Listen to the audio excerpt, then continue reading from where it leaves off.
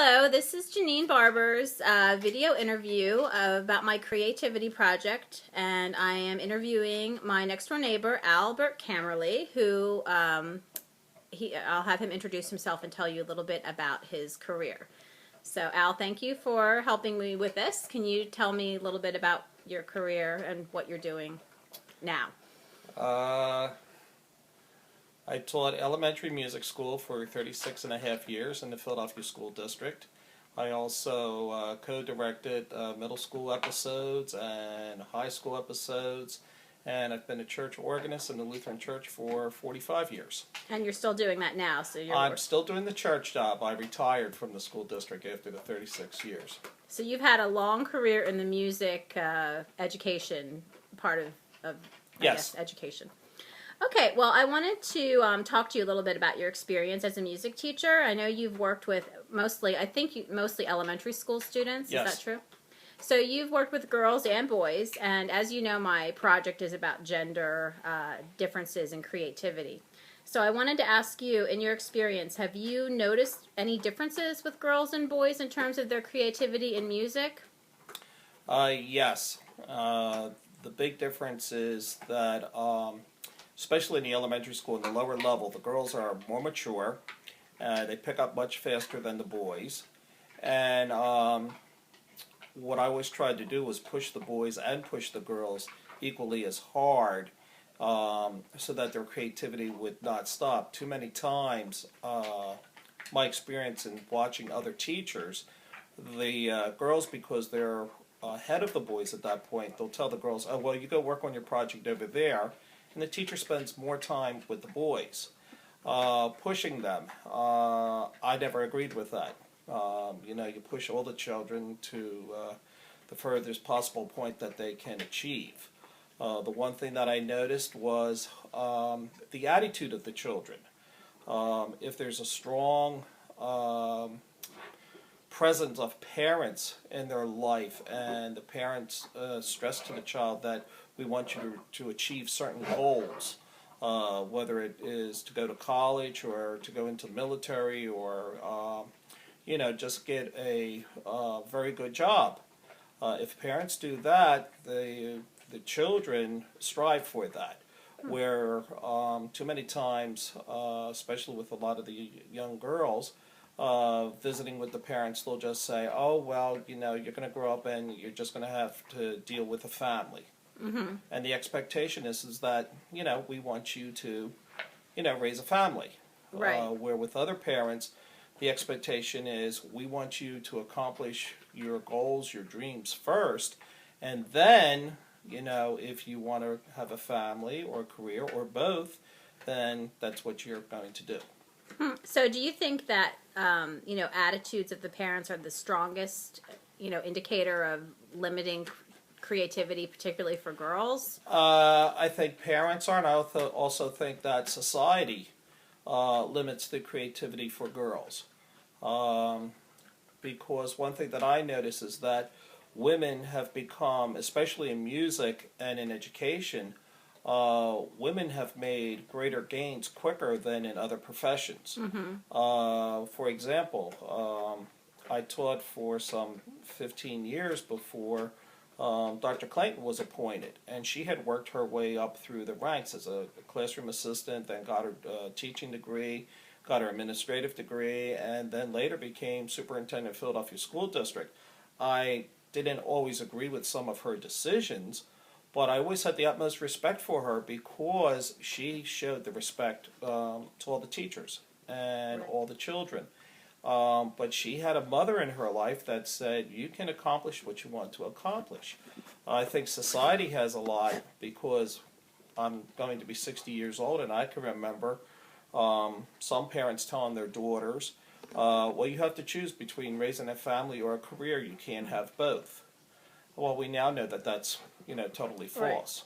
Right. Although, I know that, you're obviously a man, so, you have a different perspective maybe on some things, but I wonder if, women try to do too much and do it all and try to be able to do their creative work, but still have to maybe juggle more with family issues than some I men. think I mean, what do you that's think about I that? think that's a result of society. Yeah.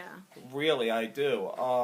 In thinking about it, since you had asked me a day ago to participate in this, I went back through my experiences where I think of President Reagan, where he appointed Sandra Day O'Connor, the first woman to the Supreme Court, Right. and I can remember them drilling her over law. Well, she had earned her degree. She got her doctorate. She was a college professor. She was a judge. She earned the right to have that opportunity to serve, and she did.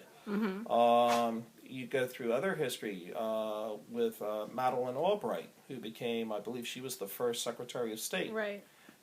Followed by Condoleezza Rice. You look at her. There is an extremely talented, bright young lady who, not only did she have to fight about the gender, but also because she is a black woman, right. So she had a lot of barriers. She had a lot of barriers. Achievement. Right, and I think that those barriers that society puts up is what women have to overcome. Right. Now, in music, for example, those barriers don't exist because, for example, the Philadelphia Orchestra was a year or 2 years ago, had to replace their principal tuba player in the orchestra. Well, when you go to audition with a major orchestra, you go through what is called a blind audition. They do not know if you're a man or woman. They do not know what race you are. So what do you play behind a screen You play behind or a something? screen. You are given a number, and only the person who is organizing the audition knows if it's a man or a woman. And they call out your number, and the judges do not see who you are, and they judge you strictly on what they hear. Now, to show you where society has changed, the show that is on NBC. Right, The Voice, I think. The Voice it is. That is a blind audition. The judges do not know who's singing. And they judge strictly on what they hear. And so stereotypes don't really come into play. They don't come into play. But yet in other branches of society, they still have those barriers. That's interesting. Now, I was thinking back about history in terms of music, and I was thinking about all the great composers, and as we both know, historically, their men are the great composers. I mean, what do you think of that? Is that just, do you think that's a function of society at that time? At that time, I mean, do you really believe that men are more creative musically than women? No, because you can take a look at an example which proves that wrong, is Robert Schumann and his wife Clara Schumann. She sort of like lived in his shadow, but yet she still, because he supported her, wrote her own piano music, and he was the one that put it out there.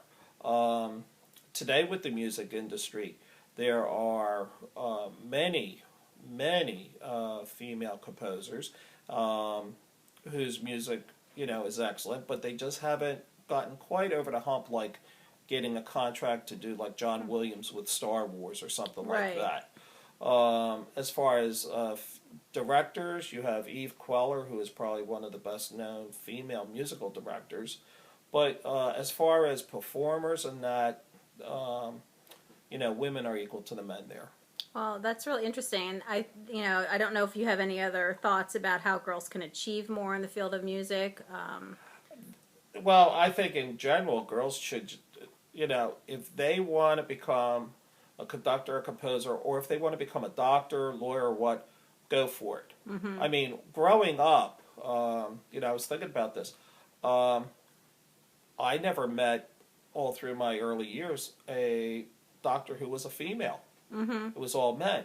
Right. And at the same time, when I went into the hospital to have my tonsils removed, it was all female nurses. Right. Today, you have guys that are nurses, you have women that are doctors. The roles have completely changed. So strides have been made, and hopefully women will continue to achieve more. Oh, yeah. Plus, the other thing is you look at,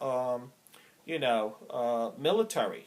At one time, women were not allowed to fly in military jets.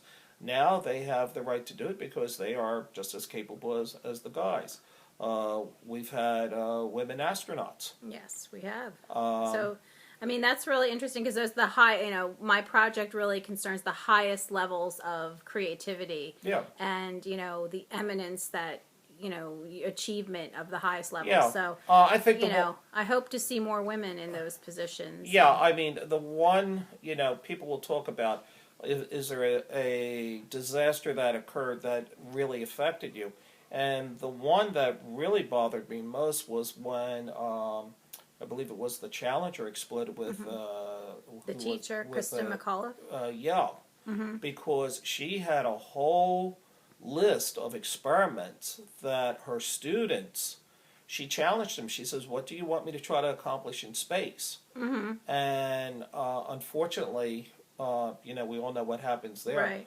But I just say, well, what would if it? What if? What if it didn't happen? What would we know today? Right. Well, hopefully the future holds great things for men and for women. Oh yeah. So, well, thank you for your time. I really appreciate it. I don't want to keep problem. you, and your insight was really helpful. Thanks a lot. You're welcome.